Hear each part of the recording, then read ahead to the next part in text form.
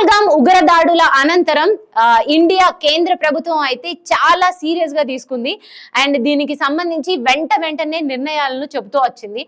5 సంచలన నిర్ణయాలు తీసుకుంది. పాక్ తో ఒప్పందాలని అన్ని క్యాన్సిల్ చేసుకుంటున్నట్టు దానికి సంబంధించిన 5 సంచలన నిర్ణయాలు అయితే తీసుకోవడం జరిగింది.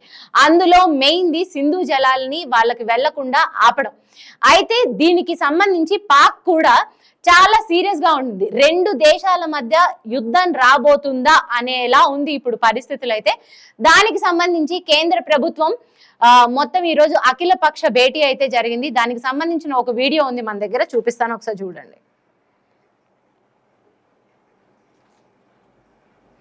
కేంద్ర మంత్రులు అందరూ ఇక్కడ భేటీ అవ్వడం అయితే జరిగింది. అండ్ ఇంకొకటి ఏంటి అంటే ఇక్కడ చాలా మిక్స్డ్ ఆఫ్ ఒపీనియన్స్ అయితే వినబడతా ఉన్నాయి.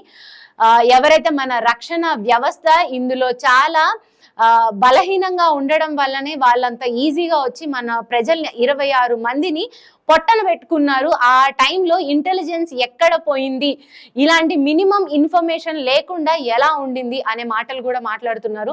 అండ్ సింధు జలాలు మన దగ్గర నుంచి పాకిస్తాన్ కు వెళ్లకుండా ఈ చర్యలు తీసుకుంటామంటున్నారు. అది అసాధ్యం అనేలా కూడా రాజకీయ విశ్లేషకులు చెప్పడం అయితే జరుగుతా ఉంది.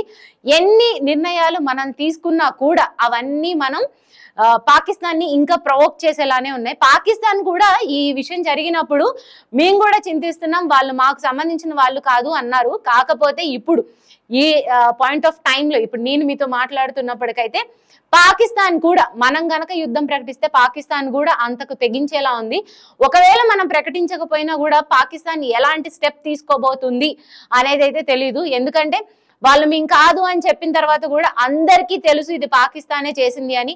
అండ్ ఇండియాకి దాదాపు 70 కంట్రీలు సపోర్ట్ చేశాయి. చైనా లాంటి దేశాలు కూడా మేము మీకు తోడుగా ఉంటామని భారతదేశానికి చెప్పడం అయితే జరిగింది.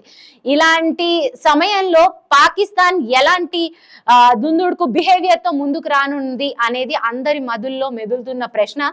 సో భారతీయులుగా మనందరం ఒక్క మాట మీద ఉండి లేకపోతే ఒక్క త్రాటిపై ఉండి ఎలా అయినా మనల్ని మనం రక్షించుకోవాలి. అండ్ ఏది జరిగినా ఎప్పుడైతే మోడీ ప్రభుత్వం చాలా మంచిగా ఉంది అందుకే అది నమ్మే మేము వెళ్ళాము అక్కడికి అని ఈ రోజు విశాఖలో చనిపోయిన మధుసూదన్ రావు గారి ఫ్యామిలీ వారి భార్య కూడా చెప్పడం జరిగింది. అలాంటి అంత మంచి గవర్నమెంట్ లో మనం ఉన్నప్పుడు ఇలాంటి జరగడం అయితే చాలా దురదృష్టకరం. కానీ ఇప్పుడు మనందరం ఒక మాట మీద ఒక త్రాటి మీద ఉండాల్సిన డే అయితే వచ్చింది. ఏది జరిగినా మన కేంద్ర ప్రభుత్వం ఎలాంటి నిర్ణయం తీసుకున్నా భారతదేశం అంతా దానికి కట్టుబడి ఉన్నట్టే. సో చూడాలి రానున్న రోజులలో ఇప్పుడు జరిగిన హింసాకాండ ఇంతటితో ఆగిపోతుందా లేకపోతే ఇది ఎంత వరకు వెళ్తుంది అనేది కూడా మనం చూడాలి.